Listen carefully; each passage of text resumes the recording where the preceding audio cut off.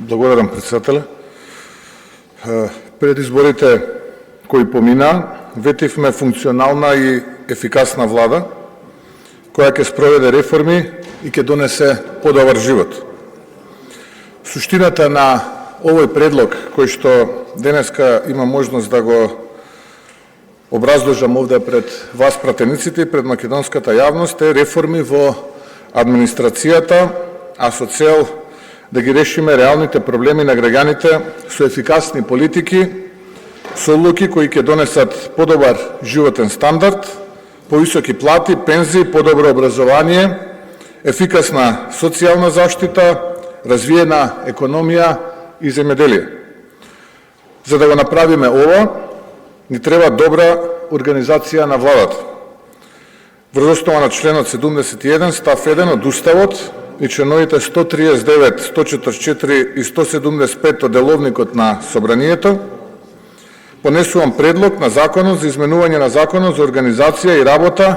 на органите на државната управа по скратена постапка. Имено во членот 71 став 1 од Уставот, како и членовите 139 и 144 од Деловникот, е уредено дека право да предлага донесување на закон има секој пратеник во Собранието, владата и најмалку 10.000 избирачи. Додека пак со членот 175 од Деловникот е уредено дека предлагачот на предлогот на закон може да му предложи на Собранието да расправа по истиот по скратена постапка. Ја барам поддршката од сите пратеници во име на огромната поддршка која добивме на изборите и во име на реформите кои мораме да ги направиме. Коалицијата Твоја Македонија, ВМРО-ДПМНЕ, се обврза да превземе активности со цел преиспитување и рационализација на поставеноста на органите на државната управа со можност за спојување или укинување на одредени државни органи. Денес и тоа го правиме преку овој предлог за измени на Законот за организација и работа на органите на државната управа, при што очекувам истите да бидат усвоени во најкраток можен рок согласно деловничките можности, се извинувам, и воедно ги повикувам уште еднашка и ги замолувам сите пратеници во овој парламент да ги поддржат истите, бидејќи овие измени се во интерес на сите граѓани на Македонија. Она што е важно да го напоменам, да го потенцираме, дека на овој начин, после неколку децении, доаѓа до реорганизација на министерствата во рамките на самата влада, реорганизација во која што дел од министерствата ќе бидат нови, а агенциите практично кои што досега постоја ќе бидат укинати, дел од министерствата ќе бидат прегрупирани, односно ќе бидат пренесени дел од надлежностите од едно во друго министерство, се со цел да бидат спроведени реформите кои што ги има за цел новата влада, но истовремено и да одговориме на потребите на граѓаните кои што на минатите избори, на последните избори на 8 мај го дадоа гласот за во најголема мера за коалицијата Твоја Македонија предводена од ВМРО-ДПМНЕ. Што содржи самиот закон и каков тип на прераспределба и нови министерства вклучува, би сакал да дадам кратко објаснување. Имено, најпрво би сакал да кажам дека министерството кое што досега беше Министерство за социјална политика и труд, од сега ќе биде Министерство за, според предлогот, ќе биде Министерство за социјална политика, демографија и млади. Предизвиците со кои што се соочуваме како држава и како народ и како нација се огромни, посебно во делот на демографијата, а демографијата ќе биде една од главните политики на идната влада предводена од ВМРО-ДПМНЕ, а потоа тука главен фокус ќе бидат и младите, бидејќи сведоци сме сите за големиот екзодус и одлив на мозоци кој што ни се случува последните години. Потребно е посебно внимание да посветиме на младите и за таа цел Агенцијата за спорт и млади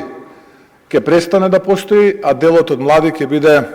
дел од ингеренциите на новото Министерство за социјална политика и демографија. Аналогно на ова, ќе имаме и посебно Министерство за спорт. Спортот заедно со културата представуваат најголеми промотори на една нација и на една држава, па така ценам дека Македонија како држава ќе има најголеми своји промотори и репрезенти во спортистите кои што ќе остваруваат и остваруваа значајни резултати на европските, светските првенства и на олимпијадите. Понатаму, тука е новото Министерство за енергетика, рударство и минерални суровини, министерство кое што треба да даде одговор на сите оние предизвици кои што се поврзани со енергетиката, рударството и минералните суровини се разбира тука. Изминатиот период бевме сведоци на една енергетска криза која што стотици милиони евра од буџетот практично не ги проголта. Ценам дека доколку нивото од сегашната Агенција за енергетика и сектор во рамките на Министерството за економија го подкренеме на ниво на министерство, тогаш ваков тип на непријатни изненадувања нема да ни се случуваат, туку ќе бидеме подготвени да одговориме на овие предизвици. Понатаму, делот од туризмот, кој што до сега беше одделение, би рекол, или сектор во рамките на Министерството за економија, од сега ќе биде дел од Министерството за култура, имајќи ги предвид анализите и анкетите кои што се спроведени, 90 и повеќе проценти од туристите кои што ја посетуваат нашата Македонија доаѓаат најмногу поради културно-историското наследство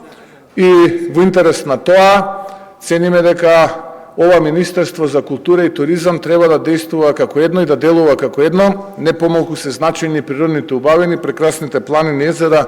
со кои што изобилува нашата татковина, но се разбира доколку најдеме еден вид синергија и го оптимираме ова, тогаш цениме дека ќе имаме значителен успех во туризмот и прилив на пари кои што ќе значат подобар стандард за нашите граѓани. Понатаму Министерството за дигитална трансформација, министерство кое што е многу значајно, министерство кое што практично ќе биде своевиден наставник на Министерството за информатичка технологија, а Министерството за администрација ќе биде дел од ново формираното Министерство за администрација и токму поради тоа номотехничко согласување беше повлечен законот, па повторно поднесен во текот на вчерашниот ден, за да нема било какви недоразбирања или дилеми зошто тоа се случи. Дигиталната трансформација како држава ни е многу важна поради неколку аспекти, а пред се поради фронтот кој што го објавуваме за борба против криминалот и корупцијата.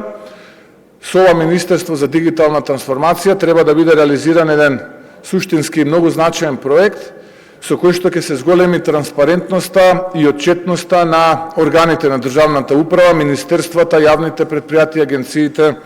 и така натаму. Нешто што е насушно потребно за да ја повратиме како политичари довербата на граѓаните во институциите и во државната управа. Понатаму Министерството за економија ќе прерасне во Министерство за економија и труд, практично надлежностите кои што ги имаше Министерството за социјална политика и труд сега ќе бидат пренесени во Министерството за економија и труд, па така ќе можат и работниците и работодавачите да бидат заедно на едно место за да можат да тој диалог кој што го водат меѓу себе, го водат во рамките на еден орган, а не во рамките на различни органи како што беше и до сега. Оваа реорганизација ќе значи и намалување на бројот на агенции, како што се Агенцијата за млади и спорт, Агенцијата за енергетика,